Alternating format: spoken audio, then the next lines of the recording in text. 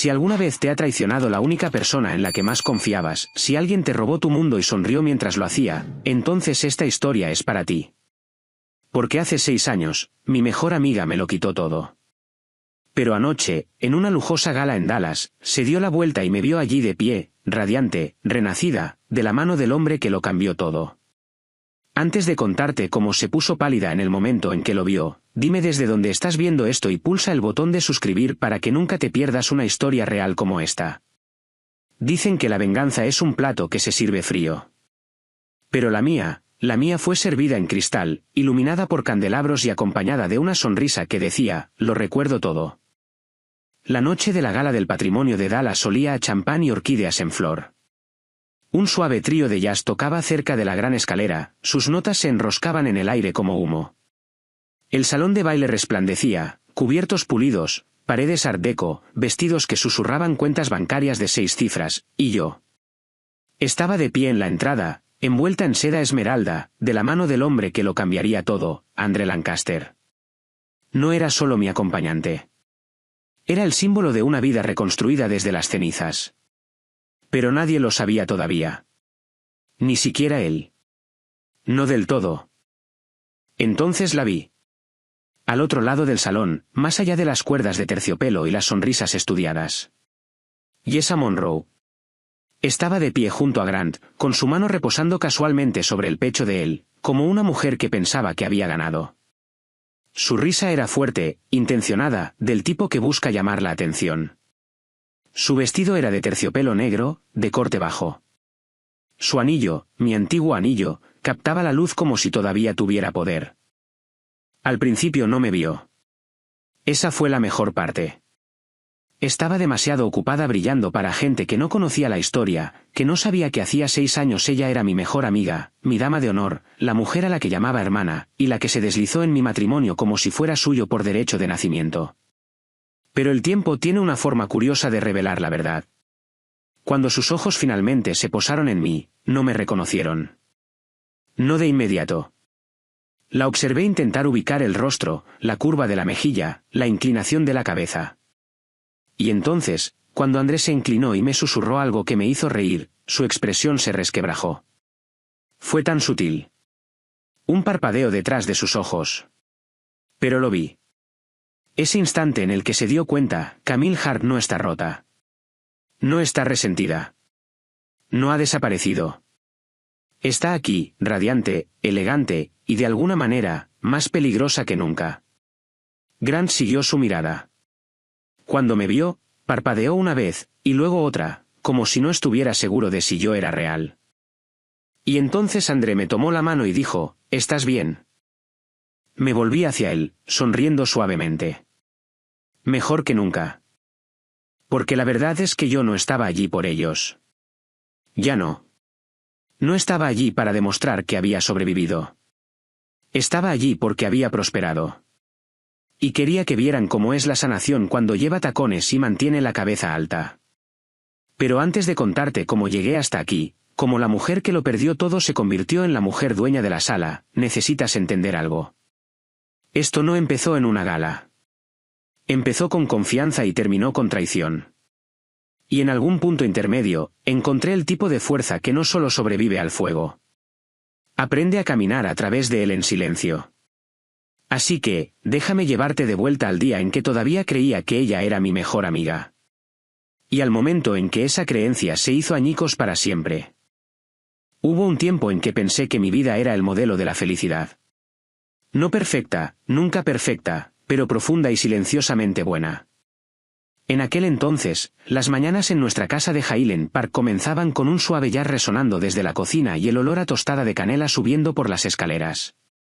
Grant leía el Dallas Business Journal mientras sorbía su café solo, siempre con una camisa impecable, incluso los sábados. Yo me sentaba frente a él con una de sus enormes camisas Oxford, con las piernas recogidas, revisando paneles de inspiración para clientes en mi iPad con un pastelito en una mano y un lápiz detrás de la oreja. Teníamos un ritmo. Nuestro propio tipo de ritmo tranquilo y sofisticado.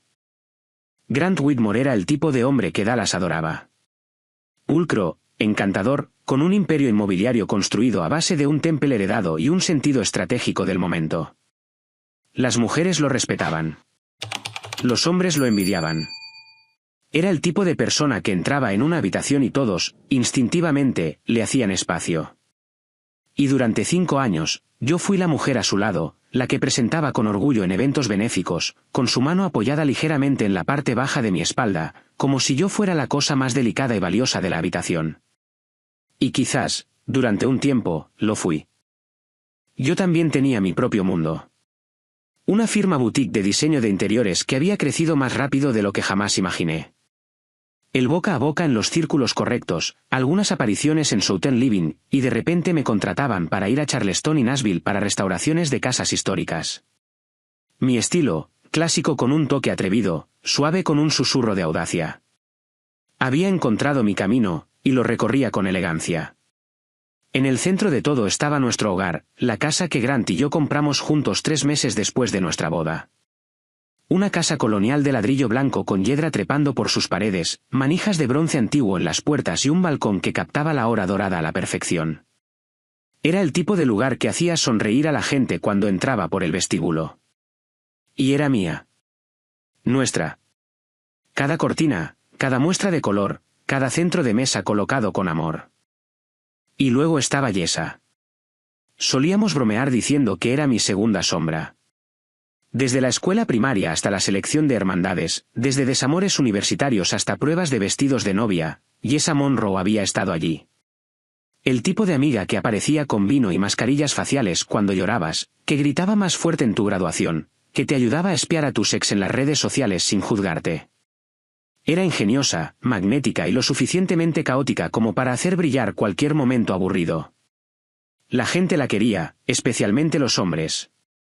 Pero siempre supuse que tenía sus propias barreras invisibles porque confiaba en ella. Confiaba en nuestra historia.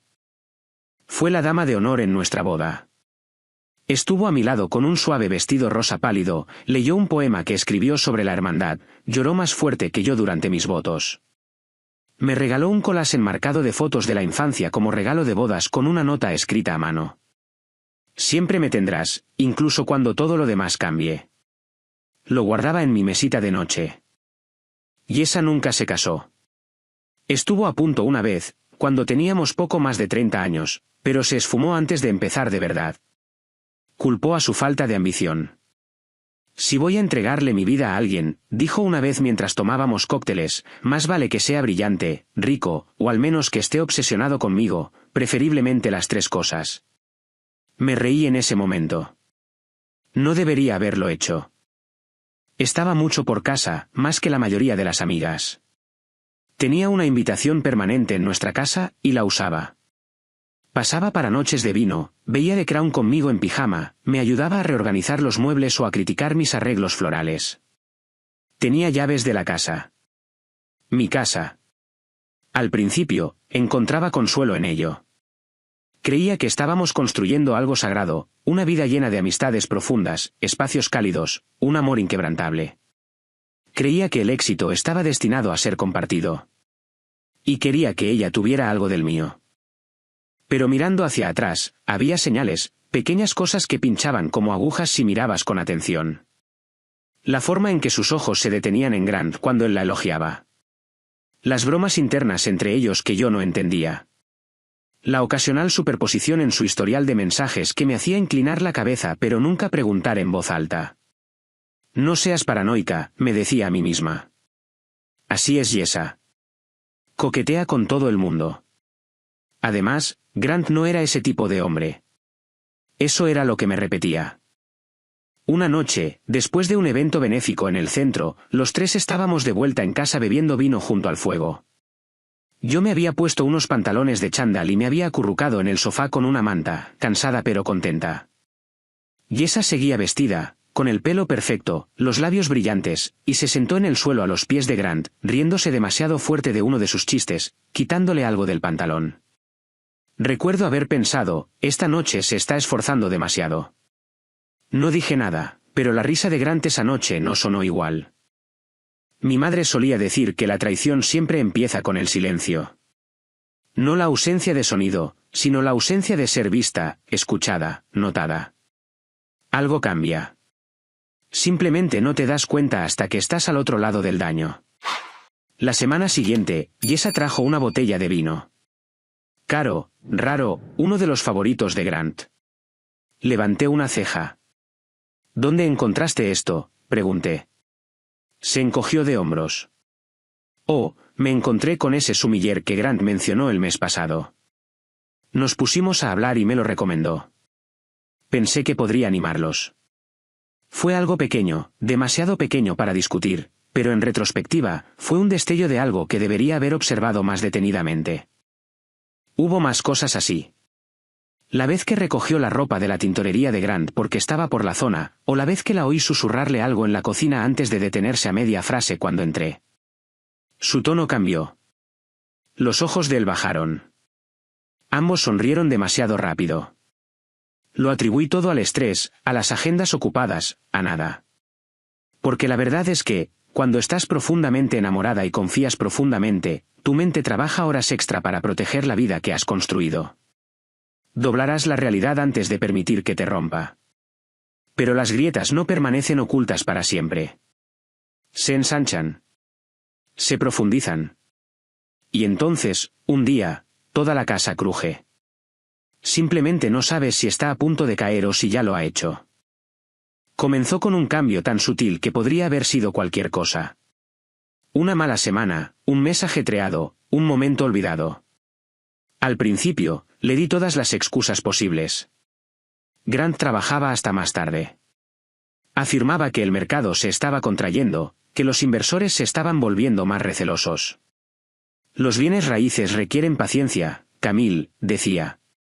Son tiempos estresantes, eso es todo. Le creí. O quería creerle, porque la alternativa habría deshecho todo lo que creía saber. Estaba más frío, distante.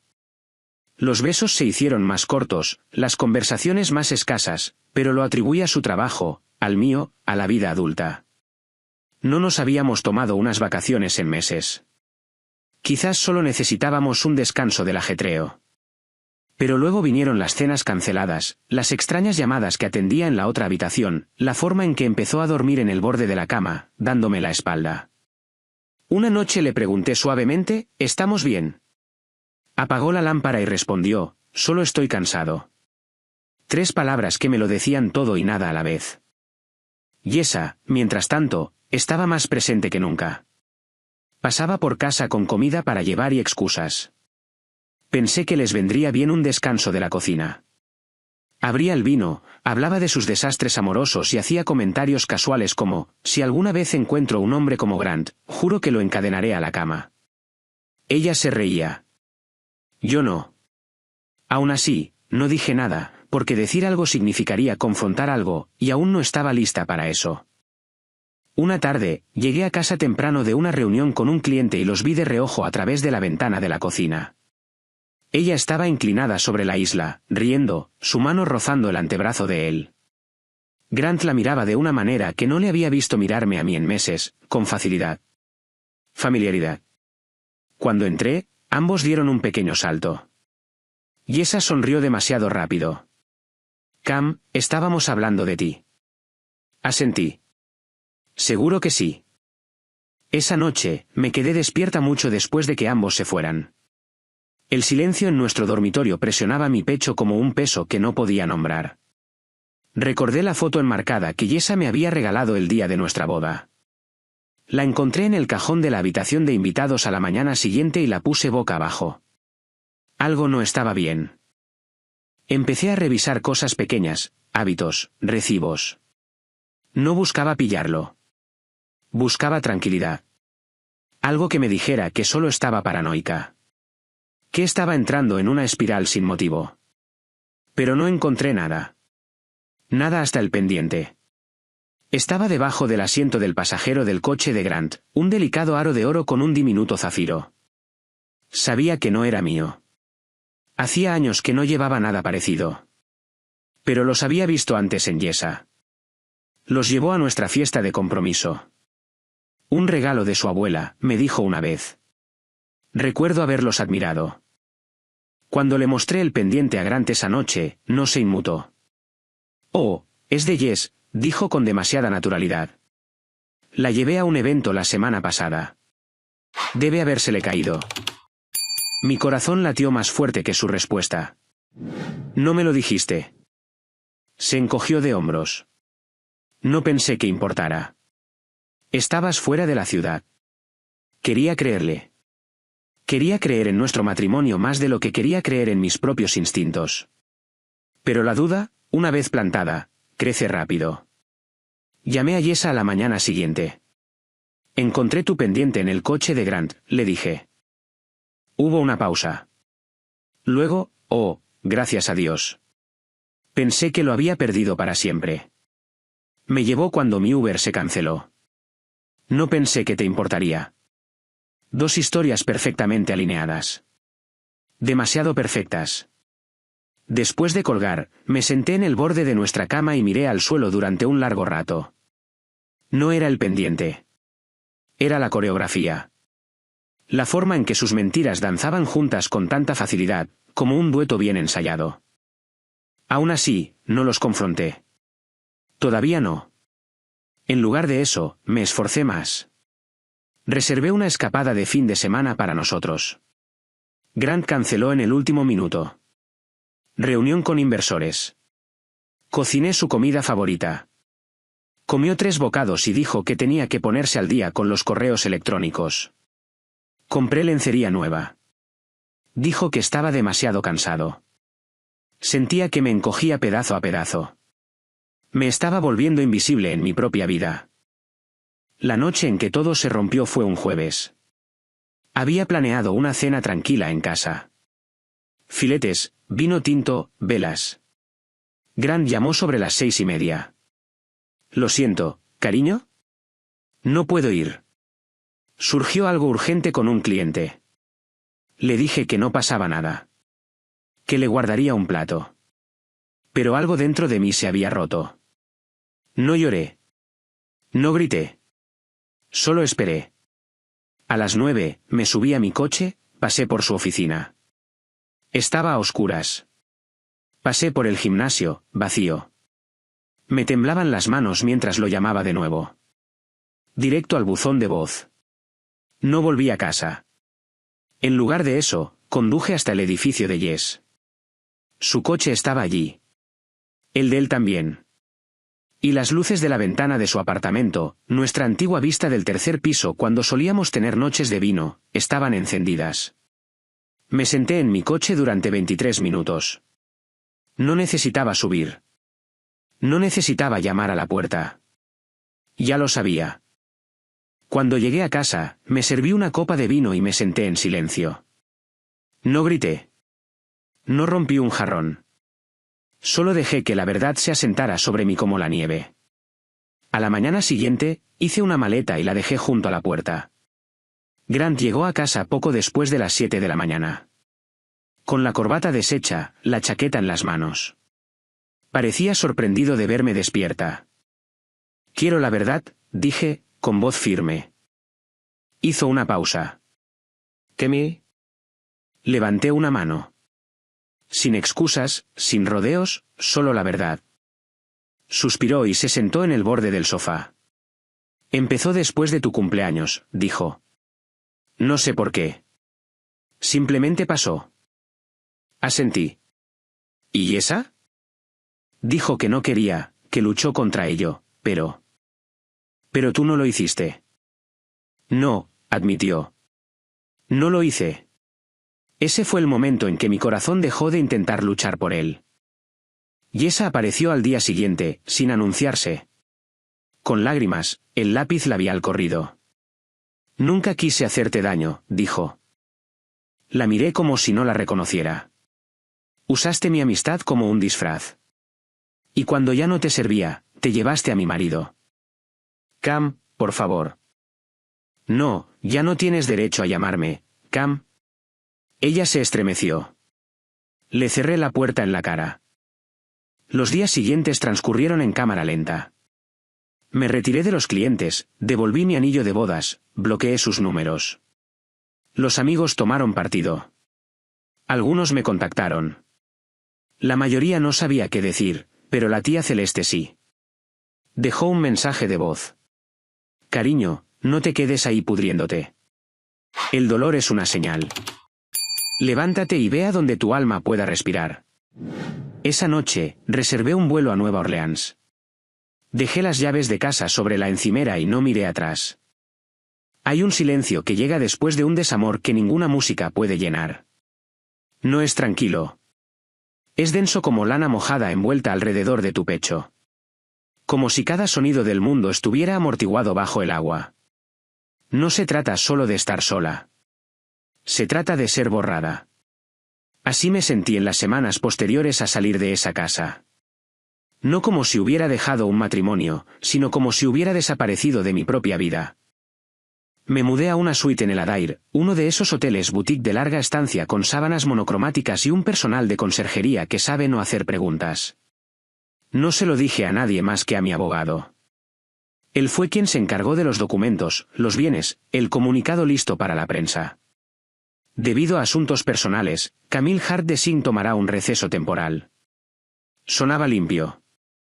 No lo era. Apenas hablé durante días. Pedía servicio de habitaciones y no tocaba la comida. Me sentaba frente a la ventana y miraba el horizonte que una vez adoré, esperando que el sol se moviera. Veía la televisión en silencio, como si los subtítulos pudieran distraerme de la voz que gritaba en mi cabeza. ¿Cómo no lo vi venir? Esa pregunta se convirtió en un bucle, un mantra de autoculpa. Porque no solo estaba de luto por la pérdida de un hombre. Estaba de luto por la muerte de mi intuición. Me enorgullecía de leer a las personas, de crear emociones a través del diseño, pero de alguna manera no vi la bola de demolición a 2 pulgadas de mi corazón. Por la noche, me tumbaba en la cama repasando todo. Las expresiones de Grant, los comentarios casuales de Yessa, la forma en que sus historias coincidían demasiado perfectamente cuando pregunté por el pendiente, como ella siempre lo llamaba, cariño, como una broma, una que yo era demasiado ingenua para encontrar amenazante, y peor aún, la pequeña voz dentro de mí que lo había notado pero se había quedado callada. Recuerdo despertarme una mañana, si se puede llamar así, ya que realmente no había dormido, y darme cuenta de que no había salido en 4 días. Tenía el pelo graso. Mi bata olía a sudor y tristeza.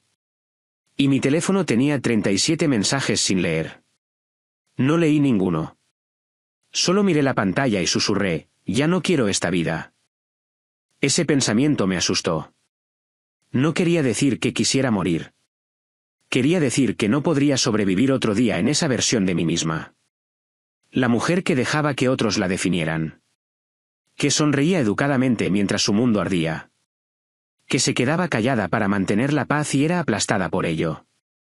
Necesitaba salir de Dallas. De la narrativa, de la historia envuelta alrededor de mi garganta como una soga vestida de perlas. Fue entonces cuando llamé a la tía Celeste. Celeste era la hermana menor de mi madre, el verso suelto de la familia. Nunca se casó, era ferozmente independiente y tenía el pelo rojo. Nunca se lo tiñó, incluso cuando se desvaneció a un suave plateado.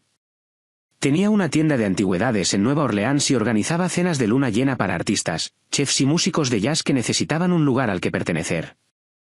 Respondió al segundo timbre. Cariño, dijo, su voz inmediatamente seria. No hablé. No necesitaba hacerlo. Ella suspiró. ¿Cuándo es tu vuelo? Todavía no he reservado ninguno, susurré. Prepararé la habitación de invitados, respondió. Te quedarás todo el tiempo que necesites. Y Camille, sí, te curarás. Pero primero, tienes que largarte de Texas. Solté la primera risa real que había tenido en días. Se me quedó en la garganta como algo desconocido. Esperanza, quizás. A la mañana siguiente, hice 2 maletas. Solo lo esencial, ropa, mis cuadernos de bocetos, el anillo de mi abuela y el diario en el que no había escrito en meses. Dejé todo lo demás, el resto de mi vestuario, mis premios de diseño, las velas perfumadas que solía encender durante las reuniones con clientes, incluso mi álbum de bodas. Lo dejé en un cajón con una nota pegada en el frente. Toma lo que robaste y quédatelo. Ya no voy a cargarlo. En el aeropuerto, llevé gafas de sol en el interior y evité el contacto visual. Aunque nadie me buscaba, sentía que todos podían ver el desastre en mi postura. La mujer que una vez curó los espacios más elegantes de Dallas, ahora arrastrando un equipaje emocional en una maleta de mano maltratada. El vuelo a Nueva Orleans fue corto. La transformación que desencadenó sería cualquier cosa menos eso. Celeste me recibió en la recogida de equipajes con estampado de leopardo y botas de combate. «¿Sigues amando las entradas dramáticas?», dije mientras me abrazaba. Se apartó y me tomó la cara entre sus manos. «Oh, cariño. Te rompieron el corazón, ¿verdad?» «Lo intentaron», dije. Ella sonrió. «Bien.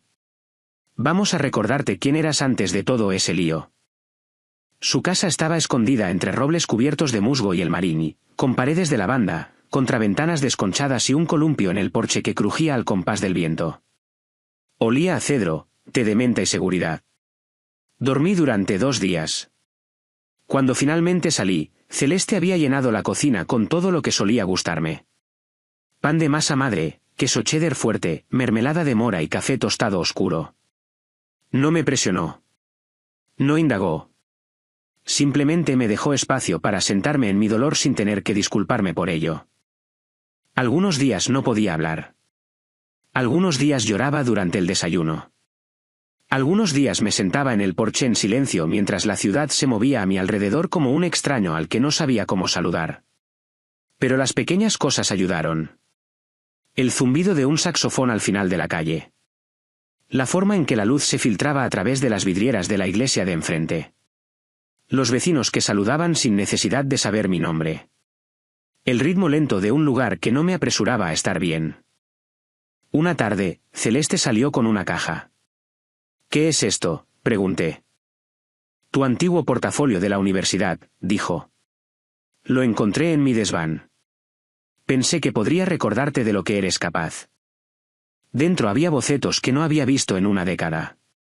Espacios crudos, audaces, vivos, diseñados no para impresionar, sino para sentir.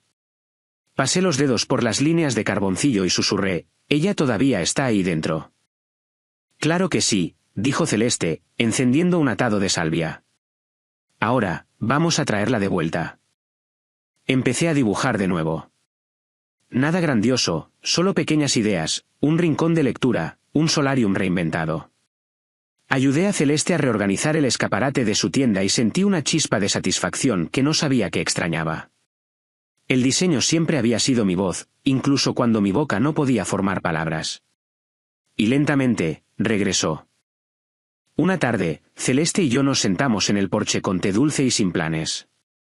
Me miró de reojo. «¿Sabes cuál es tu verdadero superpoder?» «Ingenio, pómulos, humilde disposición». Ella se rió. «La elegancia, ese es tu superpoder, pero no del tipo suave. Del tipo que se levanta en medio del fuego y se niega a arder con amargura». Miré hacia la calle. «¿Y si no quiero ser elegante? ¿Y si quiero venganza?» Bebió un sorbo de su té. «Entonces gánatela con una vida tan radiante que tengan que entrecerrar los ojos para mirarte». No respondí. Pero en ese momento, me hice una promesa. Este dolor no sería la última palabra. Esta traición no sería el capítulo final. Y esta versión de mí, rota, magullada, pero aún respirando, sería el comienzo de algo que nunca vieron venir. La sanación no se anuncia. No llama a la puerta y dice: «Ya estás lista». Entra de puntillas. Se esconde en lo ordinario. El sonido de tu propia respiración durante las mañanas tranquilas. La satisfacción de doblar la ropa recién lavada. La forma en que la luz cambia en una habitación que antes encontrabas demasiado silenciosa. En Nueva Orleans, la sanación llegó disfrazada de rutina. Me despertaba temprano. Caminaba. Escribía. Regaba las plantas de Celeste incluso cuando no lo necesitaban. Bebía café en el porche mientras extraños pasaban y no conocían mi historia. Por primera vez en años, no pertenecía a nadie más que a mí misma. Empecé a dibujar de nuevo. No para clientes, no para plazos, solo por amor al espacio. Dibujé habitaciones llenas de calidez, detalles imperfectos, texturas que contaban historias, diseños con corazón, no con pulcritud. Y durante un tiempo, eso fue suficiente. Pero algo cambió cuando conocí a André Lancaster. No llegó como en una escena de película. Sin una entrada a cámara lenta, sin química instantánea. Fue más simple que eso. Estaba ayudando a Celeste a rediseñar su tienda, reorganizando estanterías y repintando la oficina trasera, cuando un hombre entró preguntando por cristalería antigua. Era alto, tranquilo, de voz suave, llevaba gafas, vaqueros oscuros y una camisa de lino como si no le importara lo que pensaran los demás. No de una manera descuidada, sino del tipo que proviene de no tener nada que demostrar. Celeste susurró después de que se fuera, ese hombre es demasiado emocionalmente centrado para ser heterosexual. Me reí. Puede que tengas razón. Regresó unos días después, esta vez buscando lámparas antiguas, y luego otra vez, preguntando por un mapa francés enmarcado que había estado en el escaparate. En la cuarta visita, finalmente le pregunté, ¿estás redecorando o solo buscas excusas para estar aquí? Él sonrió. Pueden ser ambas cosas. Se presentó como André, un inversor inmobiliario centrado en la restauración de casas históricas. Acababa de mudarse a la ciudad desde Nueva York. Quería devolver la vida a propiedades antiguas sin despojarlas de su alma. Celeste se iluminó. Entonces ustedes dos tienen que hablar. Tomamos un café la semana siguiente. Hablamos de diseño, arquitectura, la psicología del espacio. Hacía preguntas, de las de verdad, no del tipo que esperan una respuesta para poder hablar de sí mismo. Me encontré inclinándome hacia él, no porque quisiera impresionarlo, sino porque no sentía la necesidad de hacerlo. Empezamos a trabajar juntos. Le consulté sobre algunos de sus proyectos. Casas adosadas del barrio francés, fincas del Garden District. Respetaba mi ojo. Se remitía a mis instintos, y cuando no estábamos de acuerdo, escuchaba sin defenderse. Al principio, me dije a mí misma que era solo trabajo. Pero luego llegó el día en que caminamos por una casa adosada de 1910 en ruinas. El sol entraba a raudales por las ventanas rotas, el polvo danzaba en el aire, y nos quedamos en lo que solía ser el comedor. Hablé sobre abrir el espacio, exponer las vigas, construir una pared de estanterías con madera recuperada. Se volvió hacia mí y dijo, la forma en que ves el espacio, es como si lo estuviera sanando. No supe qué decir. Nadie había descrito mi trabajo así. Como si tuviera un significado más allá de la estética. Lo sentí en mi pecho, una grieta abriéndose, no por el dolor, sino por la luz que intentaba entrar. Aún así, lo mantuve a distancia. Cancelé una cena una vez sin dar una razón. Evité las preguntas personales. Me estremecí cuando intentó apartarme el pelo de la cara durante una visita a una obra. No estaba lista, no del todo. Pero André nunca presionó, nunca preguntó por qué. Simplemente se presentó respetuosamente, constantemente. Y entonces llegó el ataque de pánico. Fue un evento de networking. Promotores inmobiliarios, consultores de diseño, demasiado perfume y demasiadas expectativas. André me invitó como su acompañante, esperando que pudiera conocer a algunos clientes potenciales. Me dije a mí misma que podía manejarlo, que me pondría algo elegante y me presentaría como la mujer que solía ser. Pero a los 20 minutos, no podía respirar. Alguien mencionó el nombre de Grant de pasada. Dijo que había perdido un trato con una firma de Nueva York. Me zumbaron los oídos. La habitación se volvió borrosa. El vaso en mi mano se resbaló. Me di la vuelta y corrí hacia la terraza, con el pecho oprimiéndose a cada paso. André me encontró allí, con las manos temblando, los ojos borrosos, tragando aire como si me hubiera estado ahogando. No me tocó. Simplemente se sentó a mi lado. En silencio, presente. Cuando recuperé el aliento, susurré, no soy quien solía ser. Bien, dijo. Me gusta quién eres ahora. Lloré entonces. Más fuerte de lo que esperaba. Y por primera vez, le conté a alguien la historia completa. No la versión con los bordes limpios, sino la verdad desordenada, magullada y amarga. El matrimonio, la traición, el silencio posterior. André escuchó, no con lástima, no con soluciones, sino con el tipo de presencia que hizo que mi dolor se sintiera visto sin ser magnificado. Lo perdí todo, dije. No lo hiciste, respondió. Dejaste atrás lo que intentó destruirte. Eso es diferente. A partir de esa noche, las cosas cambiaron. Seguimos sin apresurarnos, pero dejé de esconderme. Pasamos los fines de semana explorando mercados de antigüedades, cocinando en la cocina de Celeste, paseando por el Mississippi sin destino. Compartimos libros, listas de reproducción, historias de la infancia. Me habló de su divorcio, de cómo su exesposa se había enamorado de un socio comercial y se había llevado la mitad de su empresa con ella.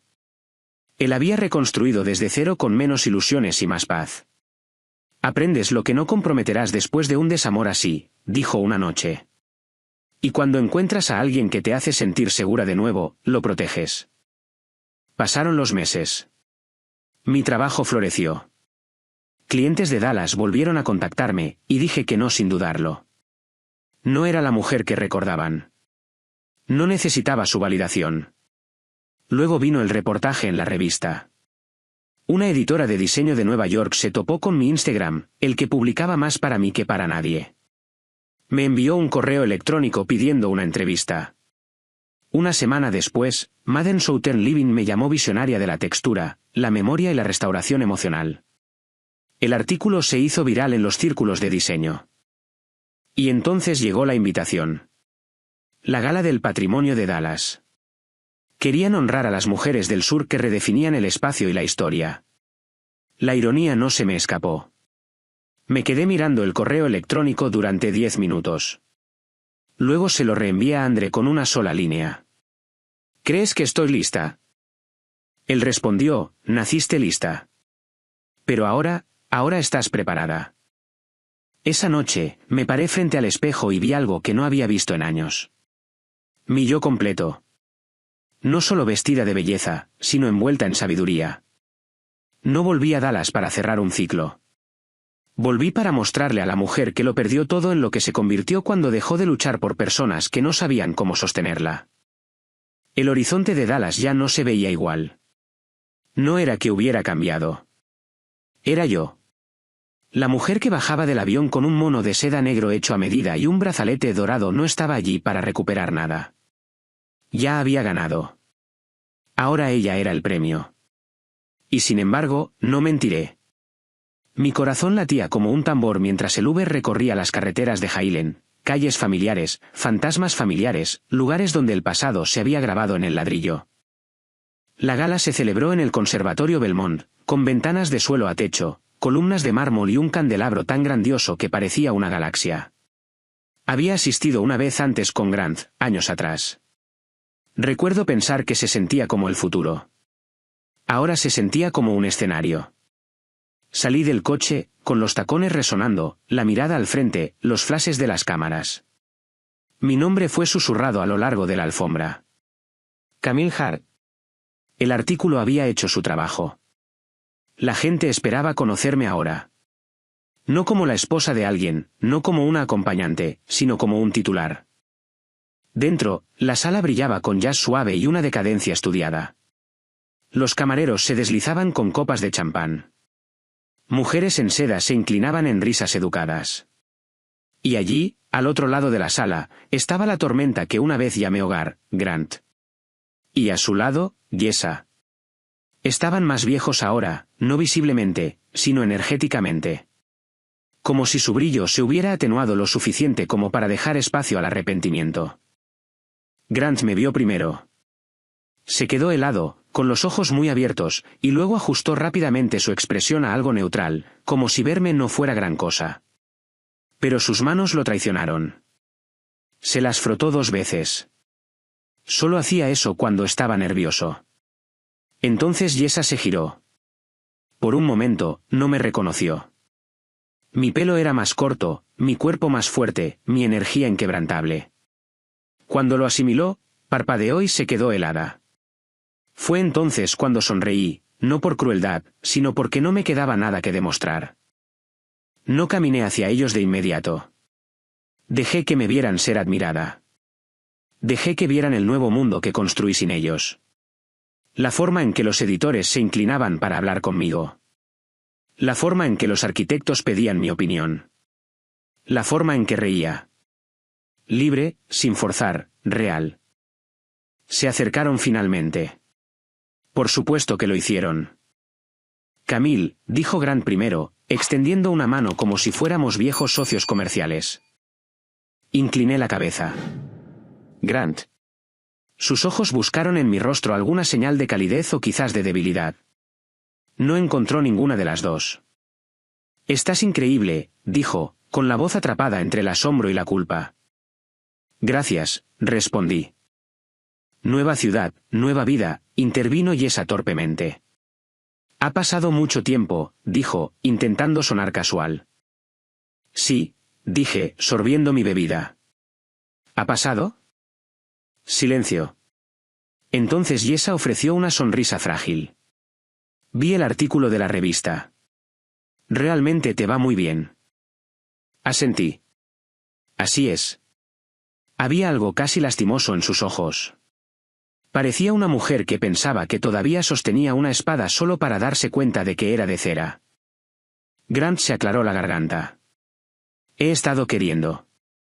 No lo hagas, lo interrumpí suavemente. No vamos a hacer eso aquí. Se detuvo a media frase. Miré entre ellos. ¿Saben? Solía preguntarme qué diría si alguna vez nos volvíamos a cruzar. Y esa se movió incómoda. ¿Qué me? Pero me di cuenta, continué, de que nada de lo que yo diga podría igualar lo que la vida ya dijo por mí. Ambos se quedaron quietos. Lo perdí todo, dije en voz baja. Y aún así salí más rica. Luego me giré ligeramente, mi tono aterciopelado, pero firme. No me rompiste. Me liberaste. Esa fue la frase. Observé cómo aterrizaba. La boca de Grant se abrió y se cerró. El rímel de Jess tembló. Les deseo paz a ambos, añadí. Pero no hay lugar para sus nombres en mi próximo capítulo. Luego me alejé, no por despecho, sino por haber llegado. André esperaba junto al balcón, con una bebida en la mano y la corbata ligeramente aflojada. Sonrió cuando me acerqué. ¿Todo bien? Asentí. Ahora sí. Brindamos.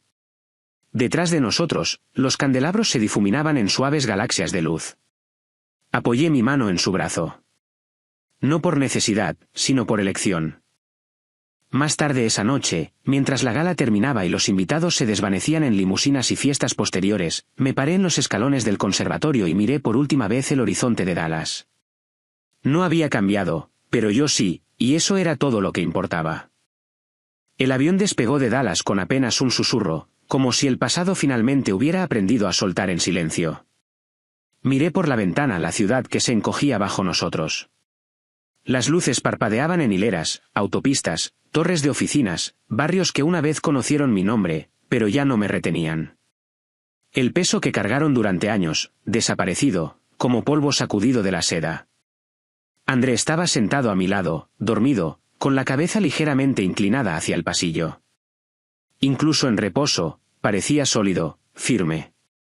Me volví hacia él y sonreí, no por lo que él era para mí, sino por lo que yo me había convertido a su lado. Cuando aterrizamos en Nueva Orleans, el aire me recibió como un viejo amigo. Cálido, denso, honesto. Del tipo que se pega a tu piel y susurra, lo lograste.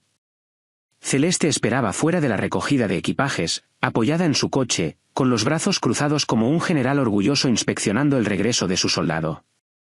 Bueno, miren quién caminó a través del fuego y regresó resplandeciente, dijo. Hice más que caminar, le dije. Al final, bailé a través de él. Echó la cabeza hacia atrás y se rió. Esa es la Camille que sabía que todavía estaba ahí dentro. De vuelta en su casa, todo parecía igual.